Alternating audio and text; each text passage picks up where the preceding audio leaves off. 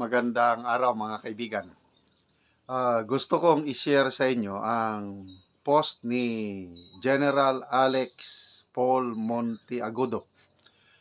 Isa siyang PME graduate. Director siya ng National Intelligence Coordinating Agency, panahon ng PRRD administration. So, ang post niya ay tungkol sa open letter to Speaker Martin Romualdez. Galing ito sa mga retirees ng AFP-PNP. So, basahin ko lang Ito, post niya one day ago. November 1. Circulating now in all camps. Ito, Romualdez, alis na. Now na. November 1, 2024. Open letter to Speaker of the House of Representatives, Congressman Martin Romualdez. Dear Speaker Romualdez, we, the undersigned, AFP and PNP retired officers, UP vanguards, and concerned Filipino citizens and taxpayers demand that you immediately resign as Congressman of the 1st District of Leyte and Speaker of the House of Representatives because of the following reasons. So, may 4 na rason na inilagay dito sa open letter. With 15.589 trillion national government debt as of August of 2024, you do not care at all if the Philippine government would become bankrupt sooner or later, because you have recommended a 6.352 trillion budget for 2025 against a 2025 projected supportable national revenue of 4.64 trillion according to Finance Secretary Rafael Recto, or a deficit of 1.712 trillion. Okay. Ngayon ko lang nalaman itong projected government revenue for 2025 is 4.64 trillion lang pala. So, ibig sabihin, mangungutang ang ating gobyerno ng 1.712 trillion para masustentuhan ang budget for 2025. I hope this is true. So, madadagdagan talaga ang utang. Okay, number 2 reason. You squandered 26.7 billion from the AKAP of DSWD on a fake people's initiative to unnecessarily change the Philippine Constitution. Yung AKAP, yung ayuda para sa kapuspalan. Ito yung nabuking ng Senado. Hindi alam ng DSWD na naisingit sa kanilang budget 26.7 billion na hindi nila alam kung paano gagamitin. So, siningit lang yan. Number 3, you failed to safeguard our taxes against corruption that it's about 20% of our annual budget. Briefly, the 2025 national budget would be less than the 2024 national budget if there were no corruption in the government. Furthermore, there is no attempt on your part to remove the label of Congress as the Philippines' biggest criminal syndicate according to Vice News Asia. Okay, ngayon ko lang din nalaman ito. Vice News, Business News Asia. I don't know how true is this. Philippines' biggest criminal syndicate, ang Congress.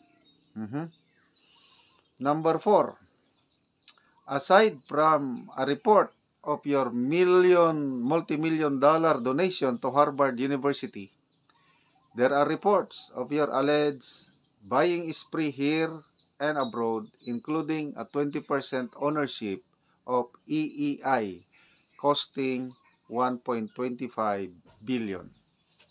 Hindi ko alam itong EEI. Ano ba ito? Parang kumpanya siguro. So, yung donation niya sa Harvard, I think 2023 ba ito pumutok? Na hindi naman niya dininay, hindi naman niya kinonfirm. But, ang tanong, saan ba galing yung $2 million donation? Sariling pera o galing sa pundo ng Congress? Anyway, so, ito. Under your leadership in the House of Representatives, you have been spending the taxpayers' money paid by our blood, sweat, and tears as if you owned the Philippine government. Based on the foregoing observations, we want you out of the House of Representatives now. And then, signed. Okay, wala namang nakalagay dito na nakapirma kasi open letter. Siguro, anonymous.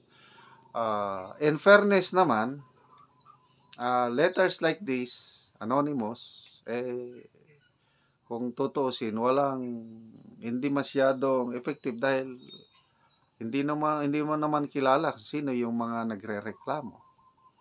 But then, kung may sunog, yun, may usok. So, merong disgruntled frustration on the part of, yun nga, as alleged, retired AFP, PNP members, UP Vanguard, and taxpayers.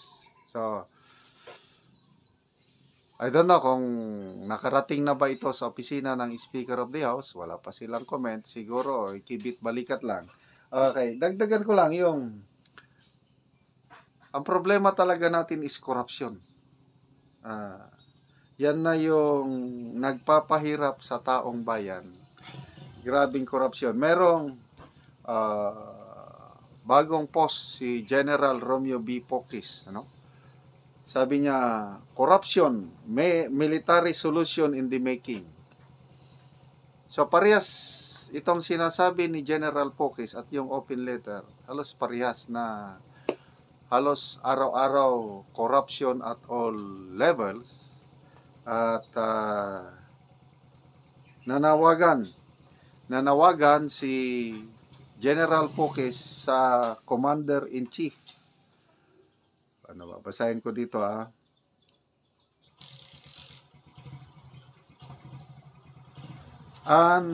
Unsolicited advice, sabi ni General Pokis. The Commander-in-Chief must put his feet firmly on the ground and intently listen to the people. He must immediately undertake strong measures to stop corruption at all levels. Sana nga matugunan ito, sana magkaroon ng war on corruption. Grabe, yung lalo na sa flood control projects na ibandera na, ay announce na 5,500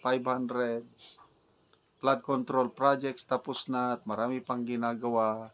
Mamaya sunod-sunod ng mga baha, kawawa ang taong bayan. Nasaan ang bilyones na ginagastos sa flood control?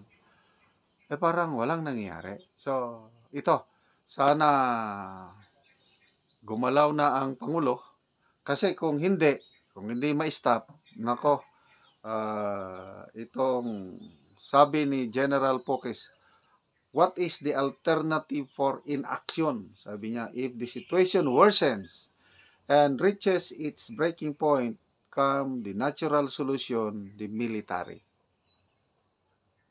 Kaya lang, General Pokis is quick to admit na hindi ito maganda. This solution may be harsh, deplorable, and unconstitutional. Hindi nga maganda.